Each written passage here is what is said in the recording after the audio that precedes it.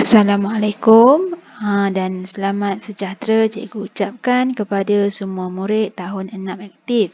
Cikgu harap hari ini kamu bersemangat untuk meneruskan pembelajaran bahasa Melayu kita pada hari ini. Baik, tanpa membuang masa, kita teruskan topik kita pada hari ini. Tema kita hari ini ialah istimewanya keluargaku. Unit 1, Bakat Istimewa dengan tajuk Hebatnya Adikku dan SP-nya ialah 3.2.6 iaitu menulis teks prosa dan puisi dengan betul dan kemas. Baik, kita teruskan kepada objektif pembelajaran kita. Pada akhir pengajaran dan pembelajaran, murid iaitu kamu akan dapat menulis teks catatan dengan betul dan kemas. Okey. Di sini dah diterangkan objektif kita ialah kamu akan dapat menulis teks catatan. Oleh itu, tajuk kita pada hari ini ialah tentang karangan catatan seharian. Baik, kita teruskan dengan slide yang seterusnya. Okey, cikgu tunjukkan secara ringkas apa yang dikatakan sebagai format karangan jenis catatan. Catatan ni kalau lebih mudah kita kata sebagai diary. Kamu tahu apa itu diary? Diary ni apa yang kamu tulis tentang aktiviti ataupun peristiwa yang telah kamu lalui dalam sehari-hari atau dalam masa beberapa hari. Tapi pada minggu ini cikgu nak fokus pada catatan sehari. Okey. Kita tengok karangan format karangan ni dengan lebih jelas pada slide yang seterusnya. Okey. Di sini pastikan kita faham dan kita ingat format karangan catatan sehari. Kamu nampak warna hijau ni, karangan catatan sehari. Cikgu nak kamu tengok warna hijau ni. Okey. Pertama sekali, bila kita buat karangan, kita mesti kena ada tajuk. Okey. Apa-apa yang kamu buat, mesti kena ada tajuk. Diikuti dengan hari dan tarikh. Okey. Yang ketiga, format karangan catatan seharian mesti ada masa. Okey, masa dia kamu tengok kat sini ada pukul 8.30 pagi, 10 pagi, 4 petang dan akhir sekali mestilah perlu ada aktiviti atau peristiwa yang mesti ditulis mengikut turutan. Okey.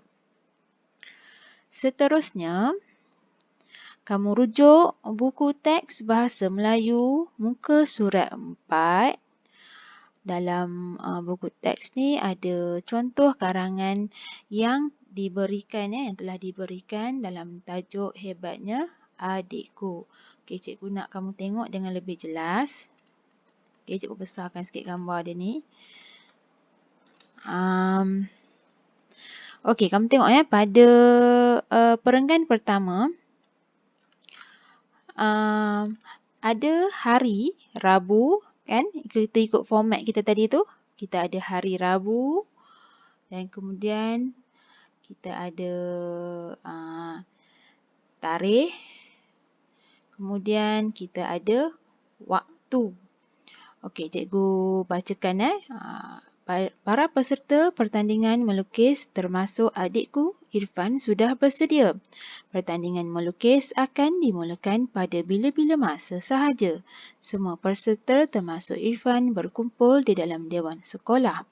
Peralatan melukis seperti pensel, krayon dan kertas lukisan sudah tersedia di depan mata.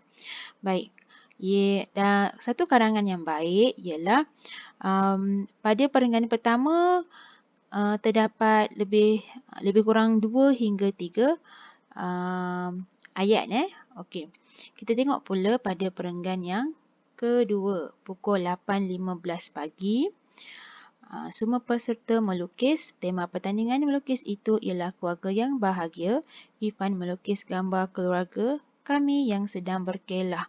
Okay, yang penting di sini cikgu nak kamu tengok cara penulisan karangan catatan kita. Semua waktu dan isi-isi penting tu mesti ditulis di tepi garisan merah ni. Cikgu tak nak kamu jarak ataupun jauhkan. Mesti dekat dengan garisan merah. Begitu juga dengan perenggan yang ketiga, pukul 10.30 pagi. Baik, cikgu nak kamu tengok dan cikgu nak kita ulang balik kita punya pengajaran. Baik, semula. Okey. Dalam karangan catatan seharian, maksudnya kamu menceritakan apa yang telah berlaku dalam satu hari, mesti ada tarikh, ada hari, mesti ada tarikh, ada masa dan juga aktiviti yang ditulis mengikut turutan. Dan setiap kali kamu menulis, pastikan masa dan isi-isi penting itu kamu tulis rapat dengan garisan, dekat dengan garisan merah tu ya. Okey, cikgu harap kamu boleh tengok dalam buku teks muka surat 4. Okey, sekiranya kamu dah faham, kita teruskan dengan tugasan kita. Okey, tugasan kita adalah cikgu cuma nak kamu tulis semula karangan dalam buku teks muka surat 4. Cikgu nak kamu salin semula perenggan 1, perenggan 2 dan perenggan 3. Gambar tu tak perlu salin. Okey. Nanti cikgu akan bagi gambar contoh untuk kamu ikut. Okey. Cikgu harap kamu semua faham apa yang cikgu sampaikan pada hari ini. Sekiranya kamu menghadapi kesukaran ataupun kamu tak faham, kamu boleh hubungi cikgu pada bila-bila masa. Okey, sekian, terima kasih.